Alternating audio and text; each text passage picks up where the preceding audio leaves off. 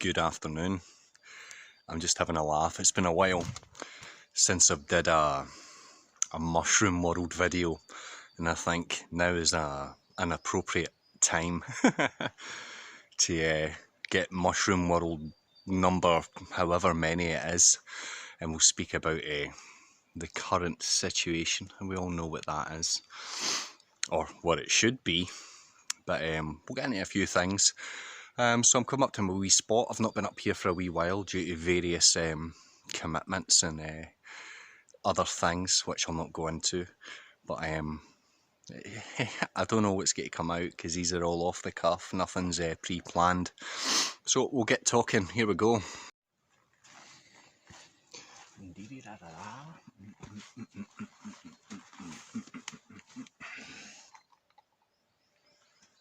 Right, I know this is probably not the most flattering angle or lighting, but as always, it's not about where I am or what I look like or how I sound. I know I'm monotone, I know the picture quality is better in other channels, but I want to talk about a few things and try and keep it a wee bit positive. First and foremost, let's talk about the elephant in the room, Ukraine and Russia. And a lot of people are overnight geopolitics experts and things, which I'm not. I don't claim to be an expert in much. Perhaps bordering on an expert on myself, but that's the destination, knowing myself. But Ukraine and Russia, my thoughts on it are, at the moment, it has no impact on me. I'm aware it's going on. Am I scared? Nope. Do I care? Nope. Is it a big deal in my life? No. But I know it is a big deal in a lot of people's lives, in particular emotional people's lives, and people that don't have a full view of the situation over there, which I'm one of these people. But I've noticed, with speaking to a few children recently, the fear that they express and show when they speak about the whole Russia-Croatia thing, and even coming from conversations I've had with my oldest son, who was 13 years old yesterday, which was cool. I now have a teenage son, which is like I don't know if it's a proud thing. It's a joy to see a young man develop from a boy that was not too long ago shitting in his nappy to a boy that is coming out with wee bursts of wisdom and insightful questions on how the world works and things. But he was recently telling me at school, kids are crying in school in fear of nuclear war and uncertainty. And it's sad, and the schools propagate this. In a conversation I had with a youngster in the last few days, a few years younger than my son, what surprised me was this young person's interpretation of what's going on. Pigeons are back. What's going on with Russia and Ukraine, and the words came out of this youngster's mouth that I hate Russians and I hate Vladimir Putin. We have children now hating people and cultures and societies that they have no idea from. So where is this hate and uncertainty and anger coming from?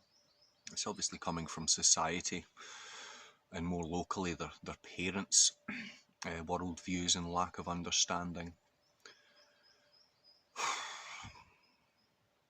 I think it's important to deal with these kind of situations on an individual basis, in the sense that I wouldn't judge other kids of the same age to have these same feelings, although many of them will have the same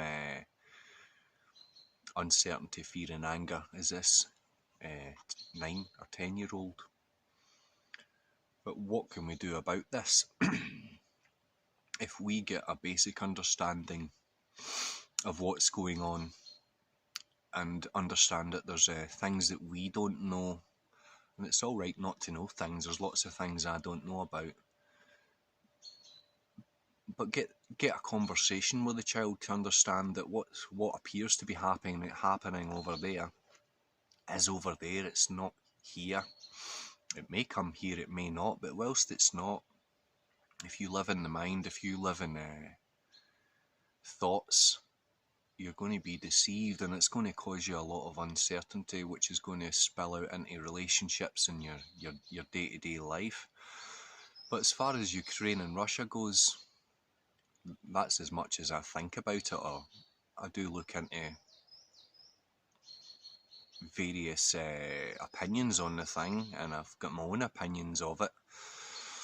But it's nothing that's new under the sun. It's similar to other conflicts that have happened in the past, and people being unreasonable in media and people spinning things to bring about that emotional state between you and I and the young.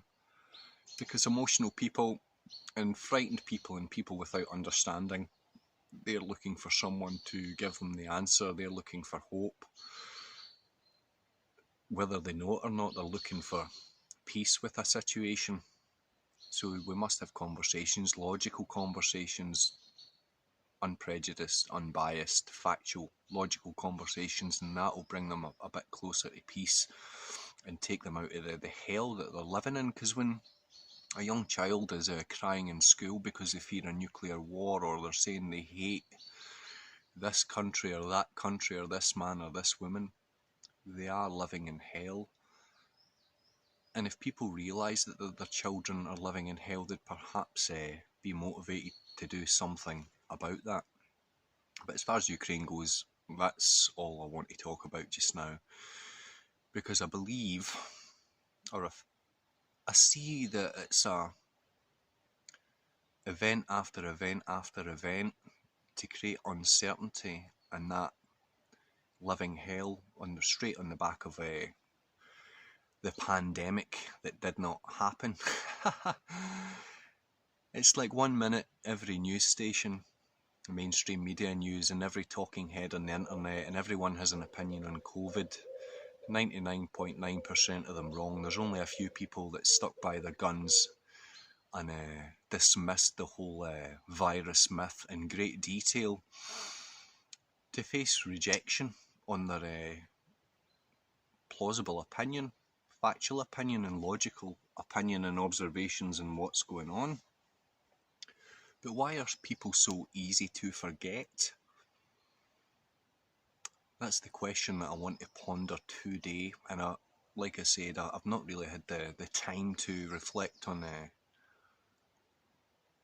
the deeper meaning of things recently due to work commitments and family commitments and other things, life. But as I'm here, I may as well reflect on it and just see what comes out naturally and see if you agree or if you disagree, and we can maybe get somewhere. But what people seem to forget is, for over 2 years, right here, people were affected. Myself, for example, as a self-employed guy, I had clients that were not, or that bought the story, so I couldn't do work for them. Personally, I couldn't just say to my family, let's go out for a meal or let's do something, because we were being imposed upon. There was terms and conditions applied to life. You had to comply and pointlessly wear a muzzle or show a vaccination passport or carry some form of vaccination ID in your phone. Things that don't and will never sit well with me, things that I will never ever comply with, never. And I need to be an example of being steadfast in my beliefs and be able to back up these beliefs with logical reasons, so I can be an example to my sons and my younger clients and clients that seek help in formulating their own thoughts and opinions on things. But the whole COVID thing has now become a joke in pop culture, and everyone is making their memes, and the people who remained zipped, they didn't care that the likes of myself and many millions of people around the world, their lives were subdued, they were being oppressed through threat of violence and the force of law. If they decided they wanted to do something, there was always terms and conditions. These people that kept quiet, they were the same people that would have called the police on you if you had a family gathering, or they were the ones that saying it's irresponsible to take untested vaccinations that are now known to cause harm to some degree to a minority of people taking these chemicals, because that's basically what they are. They're taking chemicals, and they were the ones that were, oh, I can't see my gran, I can't see my grandpa. But now all of a sudden other situations are coming up, and they're the exact same. I stand with Ukraine, and I pray for Ukraine, and I condemn Russia. They just love to hate. They love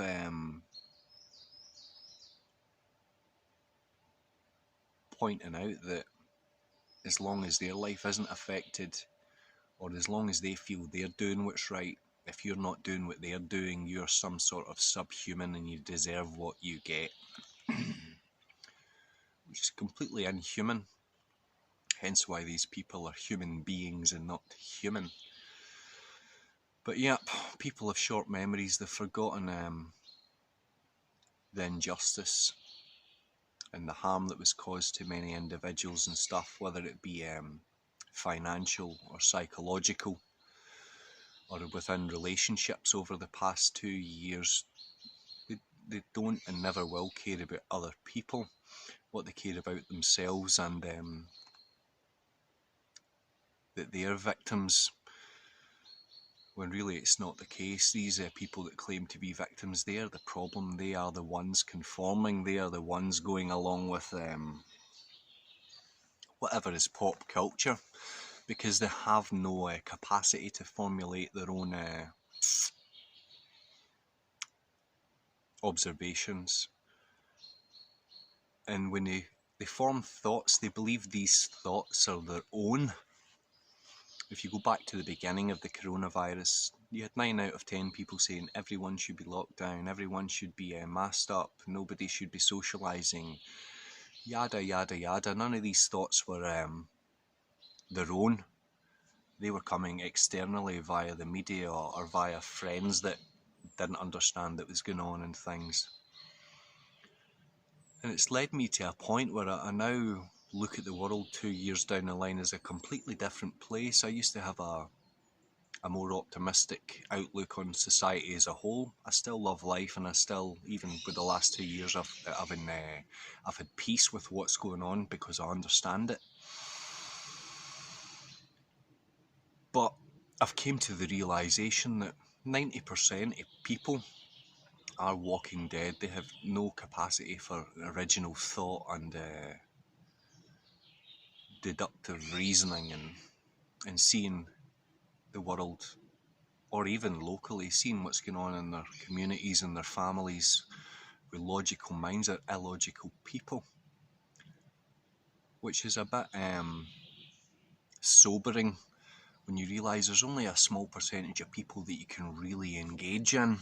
And I'm very fortunate that I've got a wide variety of clients and friends and stuff.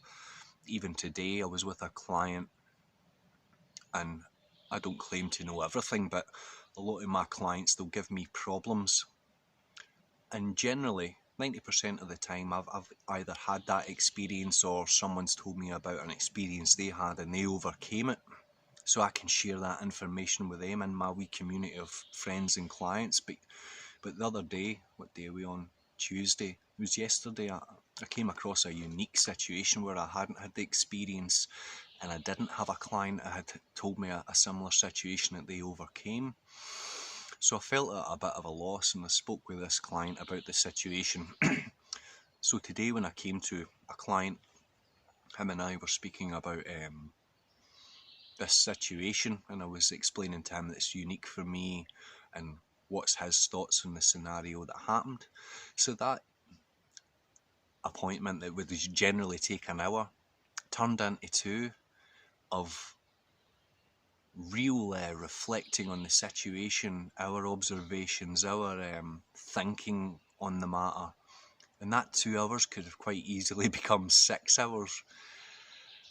And me and this young man, this big young man, we will get a proper in-depth chat at some point, because in everybody with a free mind to speak, and enough intelligence and enough self-knowledge, when they open up, it's magic. It's better than a movie, it's better than a book, it's real life, and someone sharing a unique point of view and a unique perspective on how they see the world. And it can give you insight and thoughts that you've never ever had in your life. And it's you're being present in a magical event, which is wonderful. Which leads me on to the conclusion. For a few months now, for a while, for perhaps a year or so, or even longer, I've brought up the conversation with my clients and my friends, or some of the guys that I speak with normally, and we have a shared opinion that society is degenerating because the man is degenerating, the head of the household is degenerating, and masculinity is under attack, and manhood is under attack, and there are not many good examples of manhood and masculinity for the young to learn from, as I believe we all become our environment. And if the environment is lacking in logic, wisdom, masculinity, how do the young men, the future leaders of the world, have a chance at getting or keeping and maintaining a peace within their lives and society as a whole?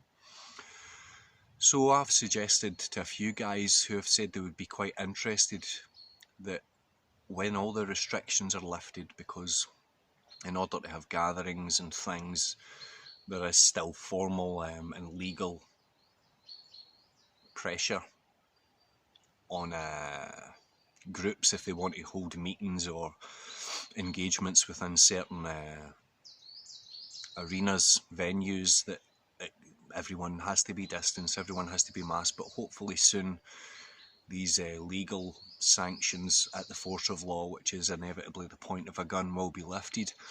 And me and a group of guys, we are going to start organising what is fundamentally a fellowship for men locally. And we'll do it on a regular basis, perhaps monthly or quarterly, and it will be in strict private, perhaps invitation only to begin with, till we get up and running and get a structure and a way that is useful and beneficial to men, where we'll get together and we'll discuss things that we're maybe uncertain about, unsure about. And if we can get 20-30 guys in a room without judgment and the fear of what they're saying being shared on the media, social media, and in the greater public, that other men may learn from other men, as steel sharpens steel, man should sharpen man. So hopefully in the next month or two, when legal restrictions are eased on us, we're going to do things like this, because we must be doers of the word. If we're going to say something, we must follow through. And I really, really strongly believe that society has lost that place where men can go, whether it be the local gentlemen's clubs or private member clubs, Masonic lodges, Orange lodges, pubs, places where men can gather and have informal conversations that are a benefit to themselves and other, with no other goal than to help people out just because they can, or give their point of view which may help other people out just because they can. So in the next month or two, whether it be here or on Facebook and things, I will be getting in touch with a lot of guys. Some guys I know subscribe to my channel, and we'll get together and we'll iron out things that we're perhaps uncertain about, or at least we'll strive to, because we need to start building communities. But before we build communities, we need to build back that strength in men, where they don't have fear to speak about problems or things they're having issues with. Because if we don't, look at the world leaders just now and these people making decisions, illogical decisions. People perhaps in their 30s, 40s, 50s and 60s, they grew up in a time where there wasn't all the social media pressure, all this nonsense like virtue signalling, LGBT propaganda, Black Lives Matter propaganda, hate Russia propaganda, hate Trump propaganda. The people that are in power now who didn't have that growing up are useless. So imagine in 20, 30 years time, the young children that are crying in classes over wars and unjustifiable, unlogical fears. Imagine the decisions these guys are going to make, which will impact us in our older lives, our children in their adult lives, our grandchildren in their infancy, and the unborn even prior to that. The unborn, again, another big issue that people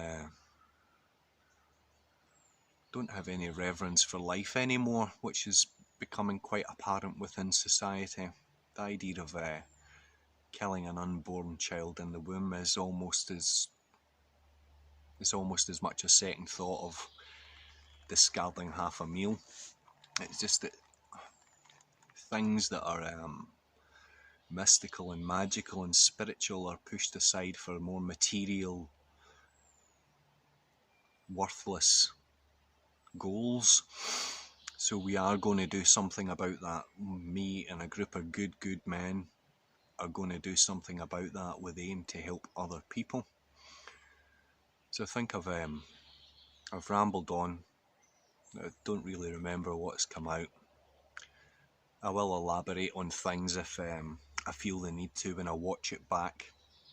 If I see there's anything worth expanding on, I will certainly do that. But I just want to wish everyone well, and I hope everyone is kind of keeping it together and not letting the thoughts control you, not falling into despair, not falling into loneliness and things, because fear and anxiety and the lack of the unknown can lead you down horrible paths in life where you feel like you are alone and you are isolated. There is always someone. I've felt like that in the past, not for a number of years, but even in those moments of doubt, there always was someone there. If I were to reach out, they were always there for me. But at times I didn't feel that way. So if you're one of these guys and you think you're bearing the weight of the world on your shoulders, there is other people that will maybe lighten the load, give you some good advice if you're willing to take it, or point you in the right direction, or give you a scenario that perhaps is similar to yours and they've overcome. But slow down the thoughts and slow down the thinking. Don't live in the head, be in the present. And if you've got food in your belly, a comfy home, and there's opportunity there, the present isn't too bad at all. And we just need to be steadfast, and we need to be moving forward, but not living in the future. So anyway, I've blabbed on enough. God bless. Take care. I'll speak to you very, very soon.